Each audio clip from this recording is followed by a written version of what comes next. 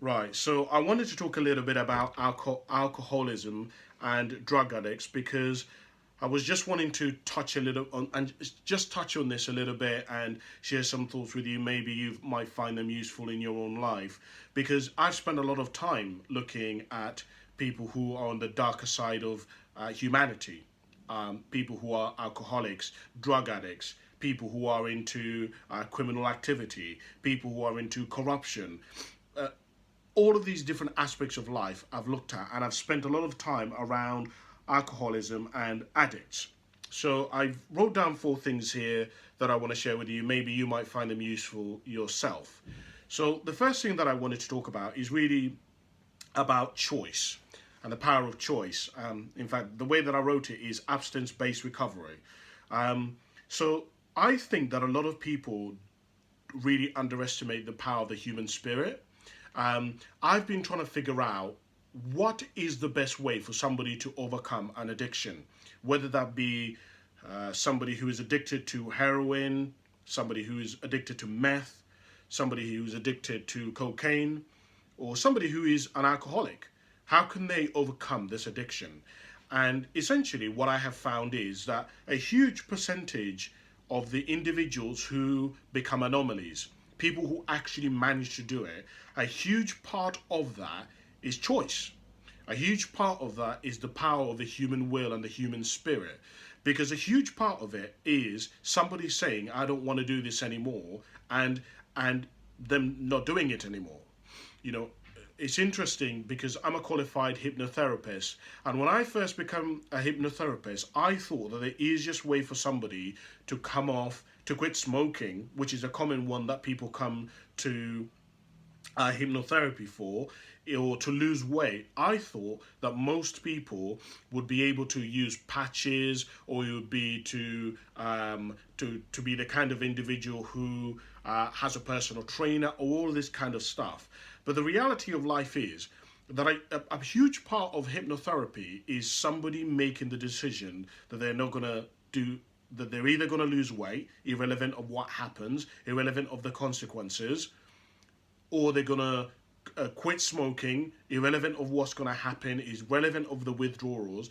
And a lot of people, for example, when we look at alcohol, a lot of people who end up becoming anomalies, who end up managing to do it, those individuals don't do it by cutting back a little bit by little bit when it comes to alcohol. They actually just one day say, I don't want to drink anymore, and that's it.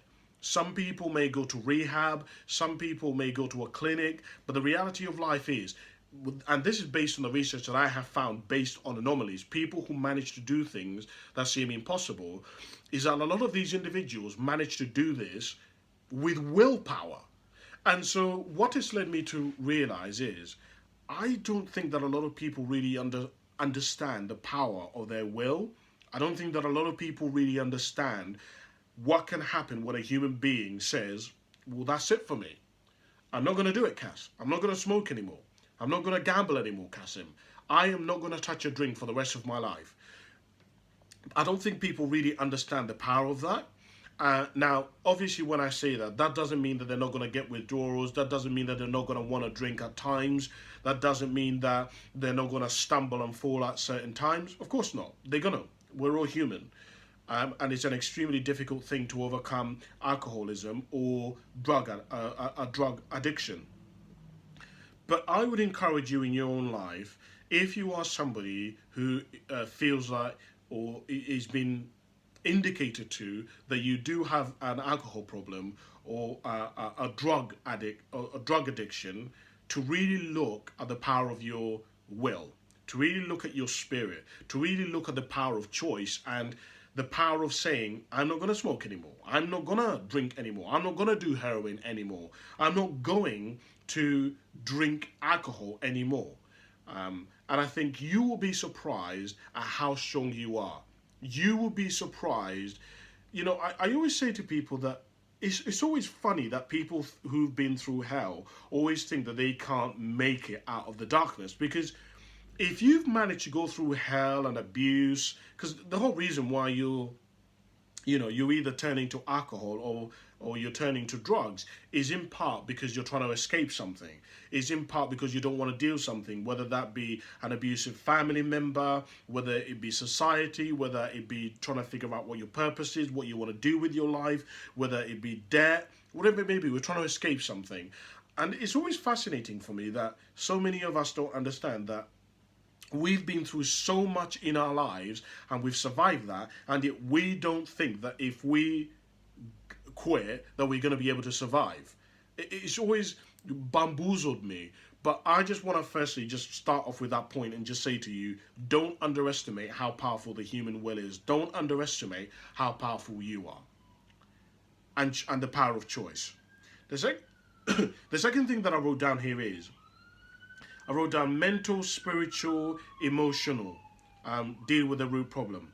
So I think when I've been doing research and when I've looked up myself and I've studied myself, I think a lot of us tend to look at addiction in itself as in terms of just mental. But my experience now has shown me that it's actually a three angle approach that you need to take when it comes to addiction, meaning there is a mental aspect, there is a spiritual aspect, and there's actually an emotional aspect, meaning that there is some emotions that you want to deal with, whether that be abandonment, whether that be forgiveness, that you're going to have to deal with. There is a spiritual aspect around what is your purpose, around what does this whole thing mean, why have you gone through all of this, that needs to be tackled. And there is also a mental aspect, which is about mindset, which is about understanding logic, about trying to figure everything out practically, that is also involved in this. And I think a lot of us tend, particularly when we have a problem in our lives, or we use anything like shopping or eating, or it may be gambling. We turn to something as a distraction, as something that is a depressant that will make us numb. A lot of us don't understand that the numbing, the emotional aspect is one aspect of it, but there is also a mental aspect and there is a spiritual aspect of it. And I think if we would look at ourselves and we want healing, I think a lot of the healing that has to take place has to be not only mental but also spiritual and emotional. So I would encourage you in your own life, if you are somebody who is going through the healing process, who is somebody who wants to go through this process where you improve your life, where you go through quitting an addiction, I would encourage you to look at these different areas of your life and ensure that your cup is full in them, that you touch a little bit on all of them. Because I think if you're going to become wholesome, if you're going to be able to live a much improved and better life, I think it adds to the quality of your life if you engage all of these different aspects of the being and the self into your life. The third thing that I wrote down here is that there is a difference between overuse and addiction. I think a lot of us confuse being an addict and overusing something, and I think a lot of people tend to put everybody into the category of an addict. An addict is somebody who is dependent on something. I was once listening to a man called Miles Monroe, and he said, the way he described it, and I'm going to paraphrase what he said, but he said something to the degree that he said that something becomes an addiction when you misappropriate it and you become dependent on it for survival. Meaning that if you have a choice between, let's say you have £100 left over of your paycheck, if you have a choice between paying your rent or, let's say, getting alcohol, if you get to the point where you choose the alcohol instead of paying your rent, that's when you know that you're dependent on something. Overuse is simply that at times you make terrible decisions. So you know that realistically, yes, you should be spending £50 on alcohol on the weekend, because you're going to need the rest of the money to pay for your kids' presents. But instead, you spend all the money and then you only have a tenner left over in your kids' presents. And I think that there is a fine line between trying to understand what is overuse and what is addiction. And I think all of us, for ourselves, need to differentiate that path and that line is very subtle and is very easy to go over into addiction. It's interesting because I've interviewed a lot of people who've been previous addicts of various different arenas, and so many of them say, yeah, but Kasim, when I first started off, I thought I would be different. I thought I would never go down that path. I never thought that I would be that person who ends up a heroin addict or get into thousands of pounds worth of debt. I didn't think that I would be that person. So it's important for us to differentiate that and know that the line to getting to become an addict is very, very fine, and all of us, including myself, can go down that path. The last thing that I want to share with you is really around love and compassion. And that really comes from us as people in society. I think a lot of us, when we look at people who are addicted to something or who have a mental health issue and they're using alcohol or they're using heroin or whatever it may be to deal with their, to self-medicate and to deal with the pain or whatever it is that they're going through, the emotional turmoil that they're experiencing, a lot of us tend to pity them, a lot of us tend to judge them. But I think a huge part of being humans and living in a community and society is that we should have love and compassion for them. Our job should be to bring them and show them love and show them compassion and be the light and the beacon for them so that they understand that that them going through this journey isn't a bad thing, right? It's just a part of their journey that they're going through. And I think that there is a lot of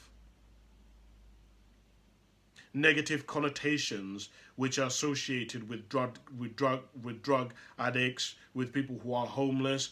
But I think we need to put things into context. We need to have compassion. We need to have love for these people because ultimately they are still human. Ultimately, they are still a part of us because all of us are connected to each other. And it's just something that I was thinking about. And I wonder whether you're the kind of person who also is compassionate when you see somebody homeless, when you see somebody struggling with debt, when you see somebody who's a heroin addict. Do you have compassion and empathy for them, or do you just judge them automatically? I don't know. It's just something that maybe you want to think about in your own life. Thank you very much for watching, and I hope this has been useful. See you soon, guys. Bye for now.